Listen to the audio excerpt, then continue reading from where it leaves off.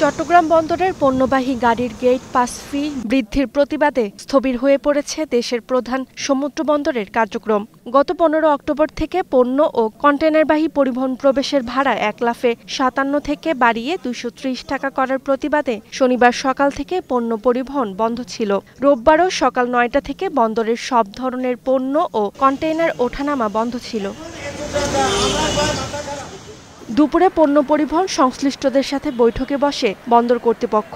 সভায় বর্ধিত ফি স্থগিত রাখার সিদ্ধান্ত হয়। সরকারি আদেশ না আসা পর্যন্ত এটা স্থগিত রাখার একটা সিদ্ধান্ত দিয়েছেন। তারপরে এটা আমরা একটা চবকো বোর্ডে সভা করে, যেহেতু এটা সরকারি জারিকৃত গ্যাজেট, এটা চট্টগ্রাম বন্দর কর্তৃপক্ষের আসলে ওই ক্ষমতা নাই এটাকে স্থগিত করা বাইরে।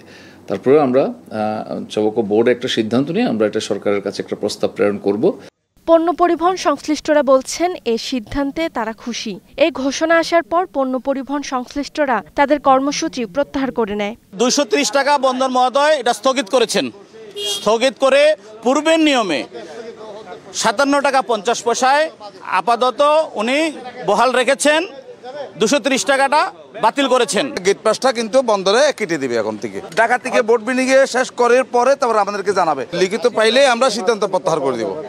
14 তারিখ মধ্যরাত থেকে বন্দরের 52টি খাতের মধ্যে 23টি খাতে 41% বাড়তি শুল্ক কার্যকর করা হয়। এর প্রতিবাদে রোববার থেকে প্রতিদিন 4 ঘন্টা কর্মবিরতি পালন শুরু করে C&F এজেন্টস অ্যাসোসিয়েশন। স্টেক হোল্ডারদের সাথে কোনো আলোচনা না করে হঠাৎ করে আবার এই নতুন বর্ধিত চার্জেস বন্দরের, এ বিষয়ে আমরা কোনোভাবেই ওয়াকিবহাল ছিলাম না।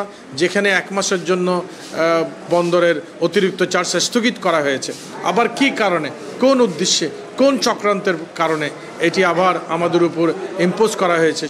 বন্দরের 5টি গেট দিয়ে প্রতিদিন 3 থেকে 4 হাজার গাড়ি প্রবেশ করে। তবে রোববার সেই এলাকা ছিল অনেকটাই যানশূন্য। Desk report, Star news.